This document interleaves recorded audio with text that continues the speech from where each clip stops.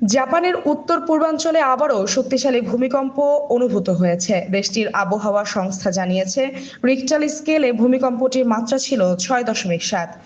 শুক্রবার স্থানীয় সময় সকাল 11টা 44 মিনিটে কম্পনটি আঘাত হানে। প্রাথমিকভাবে ভূমিকম্পের পর সুনামির সতর্কতা জারি করা হয়। পরে পরিস্থিতি মূল্যায়ন করে সতর্কতা প্রত্যাহার করা হয়েছে। আন্তর্জাতিক সংবাদ মাধ্যম আল জাজিরা এই তথ্য জানিয়েছে। এর আগে মাত্র কয়েকদিন আগে একই এলাকায় 7.5 মাত্রার ভূমিকম্প অনুভূত হয়, যাতে অন্তত 30 জন মানুষ আহত হয়েছিলেন। সেই ঘটনায় 2000-এর বেশি বাড়িঘরে বিদ্যুৎ সরবরাহ বিচ্ছিন্ন হয়ে পড়ে।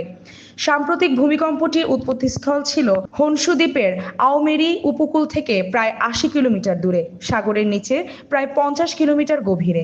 সমুদ্র গর্ভে উৎপত্তি স্থল হওয়ায় শুরুতে সুনামির সম্ভাবনা বিবেচনায় সতর্কতা জারি করলেও পরে জাপানের আবহাওয়া দপ্তরে তা তুলে নেয়।